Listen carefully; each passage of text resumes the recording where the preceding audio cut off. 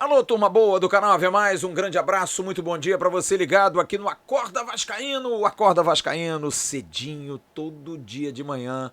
Aliás, deixa eu fazer um convite aqui pra você que tem uma marca que queira se juntar ao canal Ave Mais, esse espaço, me procure. Procure a gente através do direção@atençãovascaínos.com e a gente conversa. De repente, uma oportunidade de estampar a sua marca, fazer um testemunhal aqui da sua marca, da sua empresa, do seu empreendimento. É a melhor propaganda. Procure a gente para a gente bater um papo. E por falar em papo, eu quero falar sobre os nomes que estão sendo falados a respeito de contratações para o Vasco, de dispensas, desse momento aí de início de um novo momento, de uma nova era, né? Como foi falado pelo Paulo Brax. Primeira questão é definir o treinador, óbvio. O Jorginho não vai ser o treinador, eu já falei isso no canal Atenção Vascaínos há mais ou menos umas 2 semanas. Saiu uma notícia de que o Jorginho estaria com prestígio dentro da SAF. Não é verdade. Há um questionamento. Houve, no final da Série B, um questionamento. O Jorginho é um grande profissional, um cara muito correto, muito bem, mas trabalho é para ser avaliado. Não é uma casa filantrópica o Vasco, né? A gente precisa entender isso. Então, o Jorginho não agradou. O Vasco não jogou bem nesses 10 jogos. A expectativa era de um time que pudesse jogar melhor. Chegou a ter uma vantagem de pontos e, enfim, acabou não indo. Mas o Vasco precisa definir algo que eu acho fundamental. Uma identidade de jogo. Algo que é fundamental para você escolher um treinador que você possa tê-lo como um cumpridor dessa filosofia. Mas aonde é que surge isso? Bom, gente, quem pensa o futebol, quem pensa o Vasco, precisa entender isso. Quais são os conceitos hoje modernos do futebol? Times que marcam saída de bola, times que pressionam quando perdem a bola, times que têm transição rápida, times que têm pegada, times que têm jogadores de muita intensidade de jogo, que correm muito, laterais agudos, mas que também sabem fechar uma boa linha de 4, zagueiros que saibam sair jogando, porque hoje o futebol é saída lá de trás com o goleiro que saiba jogar com os pés, sim. Enfim, você tem que ter valências top para você brigar por alguma coisa. Então, precisa se entender o que o Vasco vai fazer. Vai jogar com linhas baixas? Vai ser um time mais fechadinho, mais reativo, usando do contra-ataque? Não, vamos propor o jogo. Mas aí como é que marca defensivamente? Linha de 4, 2 laterais mais postados? Contrata um volante mais de contenção ou um volante que saiba sair mais? Como é que você bota isso? Ou faz uma volância mista? Um jogador que saia mais e outro que fique mais posicionado? E ataque? Pontas, agudos, jogadores que vão e voltam? Ou não, 2 atacantes, um jogador mais alto como referência? Tudo isso precisa ser pensado na cabeça de um treinador. E você tem exemplos de treinadores que trabalham por aí, você vê dentro daquilo que eles fazem o que mais agrada, o que mais leva para o DNA do seu clube, o que mais leva para o dia a dia daquilo que você imagina como futebol. O Vasco, tradicionalmente, sempre foi um clube de futebol ofensivo. Edmundo, Romário, Roberto Dinamite, os 3 maiores artilheiros de Campeonato Brasileiro, provam que o Vasco sempre foi um clube que privilegiava o ataque. E eu acho que isso falta nos últimos anos ao Vasco pelo medo, pelo temor, pelas situações de inconstância, segurança, a própria insegurança do clube, tudo aquilo que o Vasco viveu e vive, agora nem tanto, traz insegurança para dentro do campo, que você é obrigado a buscar sempre não perder. E aquela história do medo de vencer, né? Do medo de perder, tira a vontade de ganhar. É mais ou menos isso. E o Vasco sempre foi um clube muito ofensivo e passou a ser um time covarde nessas últimas temporadas. Mais preso, mais atrás, mais marcando, como foi o jogo do último domingo. Em que o Vasco foi muito mais para segurar o resultado, brigar pelo resultado, achou um gol no início. É uma maneira de se jogar, tem que se respeitar. Mas, por exemplo, eu não me acostumei com o jogo que o Zé Ricardo fazia no início da temporada. Depois tive que aceitar que aquilo era importante para somar pontos. E como foi importante?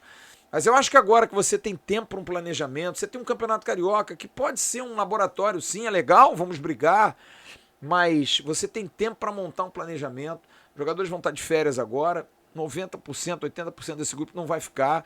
A partir de dezembro volta todo mundo, começar a trabalhar, fazer uma boa pré-temporada, fazer um bom trabalho, trazer jogadores bons, mas dentro de uma ótica de um treinador, que eu gostaria de ver um treinador que pudesse montar um time que marcasse saída de pressão, que pudesse ter jogadores de bom domínio de bola, que pudesse fazer o jogo fluir com velocidade, com passes mais na vertical, sem ficar tocando muito de lado, sem tocar muito para trás, time lento. Não, eu gosto de jogador que veja o jogo com o gol como objetivo. Laterais que passem, laterais de força, jovens. Então, eu acho que o treinador molda muito isso. O Vasco está mapeando muitos jogadores, o Vasco está buscando muitos jogadores. Existem alguns jogadores que, independente do treinador, não tem como você dizer assim, não vou contratar esse cara. Não, tem alguns jogadores, por exemplo, você vai contratar o Marcelo Groi, goleiro. Você não vai dizer não. Você vai contratar o Kehler, goleiro do Inter, que está jogando para burro. Não tem como o treinador dizer assim, não quero. O Davi Terãs, do Atlético do Paraná. Não quero. Mas aí você traz um atacante colombiano, opa, peraí. Deixa eu ver esse jogador, qual é a referência dele, deixa eu conversar com o chefe scout, deixa eu entender do mercado, deixa eu ligar para um treinador amigo meu que já esteve lá nesse país. Tudo isso faz parte e é o comandante, porque no final das contas é ele que vai montar o esquema, ele que vai montar a planificação tática para o time poder ser construído, desde a formação de jogadores possivelmente titulares para suplentes, com variações táticas. Você vai ter um centroavante alto e um centroavante mais baixo, mas mais rápido. Você vai ter dois pontas abertos, agudos, ou vai ter um jogador de meio campo que faça essa função lateral? Como é que vai ser? Você monta o time, monta o elenco conforme o tempo que você vai ter de jogo para o ano seguinte. Então, tudo é muito claro, mas existem certos jogadores que não dá para você dizer, não, eu não quero esse jogador aqui. Né? Você chega, vamos lá, o Vasco contrata o Luizito Soares, que não vai contratar, é difícil, o jogador está indo para os Estados Unidos. Mas vamos lá, como é que tá o Soares? Cabeça, tá bem? Não tá bem? Tá legal? Tá afim de jogar no Brasil? Ó, o campeonato aqui é assim, aqui acontece isso, os zagueiros fazem aquilo, Quer? Vou te dar uma baita de uma casa na Barra da Tijuca, zona oeste do Rio, de frente para o mar, toda a condição, colégio maravilhoso para os teus filhos, passagem, pô, beleza. Você vai ser a estrela da companhia. Vamos treinar num CT legal, a gente vai ter uma condição. Então, tudo isso pesa. Pesa. Mas você tem que conversar com o cara se ele tá afim. Se esse cara entende isso, é o Alexandro, claro que guardadas as devidas proporções, não estou falando do Luizito Soares como Alexandro, mas do Alexandro e do Diego Souza em 2012, ou melhor, 2011, quando vieram para o Vasco. Entenderam que o Vasco, na draga, ainda era uma grande vitrine. Então eu acho que tudo isso passa pelo poder de convencimento e por tudo aquilo que o Vasco vai oferecer a um jogador. Mas isso é em cima de uma espinha traçada por um treinador, que ele pode dizer, não quero Luizito Soares. Mas aí, Flávio, esse jogador não é um jogador que o treinador não pode dizer não? Até acho. Mas um jogador veterano desse é um cara difícil de você entender. Tá aí o Alex Teixeira, que apesar de não ser temperamento, mas chegou com uma fama e um nome, não foi. Não andou. Como é que faz? Como é que não anda numa situação como essa? Né? Jogador que estava fora do Brasil, mas jogador vascaíno, todo carinho, todo apreço do torcedor, pra nada? Alex Teixeira jogou mal. Fez 2 boas partidas. 2. É muito pouco. Jogador que veio, claro, abriu mão de vida e ganhando menos para jogar no Vasco, queria jogar. Mas não deu certo. Infelizmente foi mal. Então a gente tem que tomar muito cuidado e para mim deixa na mão do treinador. Eu acho que o treinador precisa conhecer o futebol brasileiro. Eu sou muito fã do Marcelo Galhardo, treinador do River, mas acho um risco nesse momento. Se você quer montar uma equipe, você tem que entender o que você vai jogar, onde que você vai jogar. Eu acho que o Galhardo é muito competente, mas eu não sei se é o momento dele vir para cá. Acho que o Juan Pablo Vojvoda, técnico do Fortaleza, é muito indicado.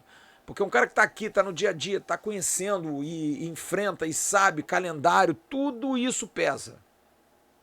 Eu investiria nele para trazê-lo e para que ele fosse o comandante de um time que eu tenho certeza que ele vai dar o molho dele. Ele vai dar a cara dele, ele vai dar aquilo que a gente quer ver no futebol moderno, que é uma coisa que ele sabe fazer. Então, em cima disso, contratou um treinador, aí você vai para o mercado para buscar jogadores. Primeiro você faz um enxugamento do elenco que precisa.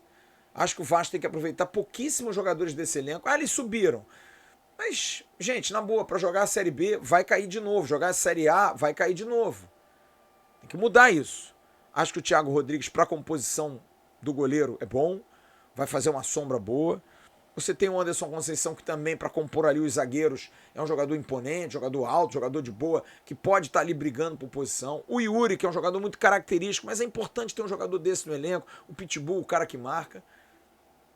Eu ficaria com o Alex Teixeira, para de repente estar ali fazendo uma pré-temporada. E os jovens, Peck, Figueiredo, Marlon, Palácios, Andrei, esses meninos, Ignaldo, todos eles têm que estar no bolo. E o resto, gente, é linha na pipa. Não acho que o Sarrafiori seja um jogador interessante para ficar.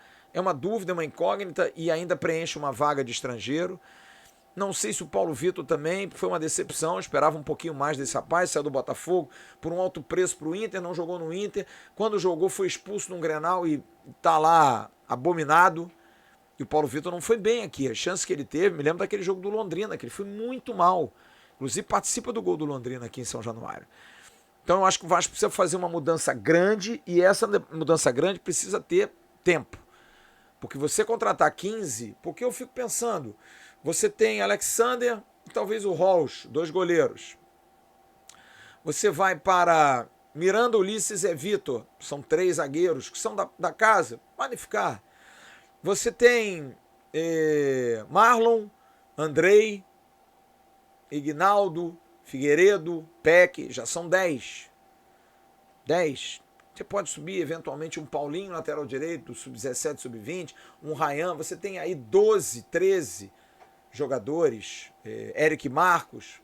Tem aí 13 jogadores, tá? Você já tem um terço de um elenco, ou pouco mais do que um terço. E aí você tem, a princípio, se você quer fazer um grupo de 35 com 4 goleiros, você já teria aí 2 goleiros já de base, né? O Rolls e o Alexander. Você teria 13 jogadores, você precisa aí de pelo menos mais uns 17 jogadores, por aí. Um pouquinho mais, talvez. Uns 20, 22 jogadores. Mais uns 22. Aí você tem 3, Thiago Rodrigues, Anderson Conceição e Yuri Lara, que eu mantinha, como eu disse. Só aí você já vai ter, colocar 15 de base, ou então 13 de base, vamos colocar aí 16. E eu iria ao mercado para contratar 14 jogadores. Ah, o Palácios, 17. Vamos lá, dá uma chance ao Paulo Vitor, 18. O Carioca, para testar. E aí você corre atrás de pelo menos 12 a 15 jogadores, para você ter um elenco de 35, que vale. Você contrata aí um goleiro, bom goleiro, renova o Thiago Rodrigues, você contrata 4 laterais, ou pelo menos 3 urgentemente, lateral direito o Vasco não tem, precisa de 2. Contrata um lateral esquerdo para ser titular, com Paulo Vitor no banco. Contrata pelo menos 4 zagueiros, você vai precisar, porque Bosa e Quinteiro para mim não dá. Ah, eles são bons de grupo, sério, não dá. Grupo não é razão. A gente precisa ter bom jogador de futebol. Tem o Miranda, tem o Ulisses. Então talvez 4 fosse muito. Contratar 2 zagueiros bons. 2 zagueiros titulares. Um volante, urgentemente. 2 a 3 jogadores de meio de campo ali. Um segundo volante, um segundo meia e 2 meias ofensivos. Que você pode incluir o Terãs. Você traz aí pelo menos 3 a 4 atacantes de beirada e 2 centroavantes. Contratar aí pelo menos uns 15 jogadores, fazendo um orçamento de compra desses jogadores em muitas das vezes, muitas das negociações, e outras por troca. Você tem boas moedas de troca, você pode fazer, buscar um jogador que está em final de contrato, um jogador que está terminando o contrato com um clube dele, enfim. Acho que tem muita coisa para ser feita, é possível, você vai ter dinheiro, vai ter orçamento. Hoje vai ter uma entrevista coletiva do Luiz Melo, presidente, na verdade o CEO da SAF, E eu vou fazer questão de perguntar, se tiver oportunidade a ele, sobre a questão do investimento no futebol. Quanto se pensa do investimento no futebol? Qual é o projeto, qual é a perspectiva da 777 em relação ao futebol? É montar um time para disputar os títulos? É montar um time com perfil mais jovem, com perfil mais velho? Dá para trazer jogador velho, jogador veterano, que eu digo? A questão envolvendo objetivos no ano, competições que quer se disputar e ganhar. Estilo. Você até vai se discutir uma questão de estilo. Se joga um time mais reativo, um time mais quieto, jogadores mais fortes, jogadores com perfil mais de venda no futuro, talvez, jogadores mais jovens, pode contratar um veterano. Eu acho que tudo isso precisa ser perguntado. Mas é o segundo dia, mas como eu disse ontem para vocês, eu sou o fiscal da alegria de vocês. Eu vou estar aqui cobrando os caras todos os dias.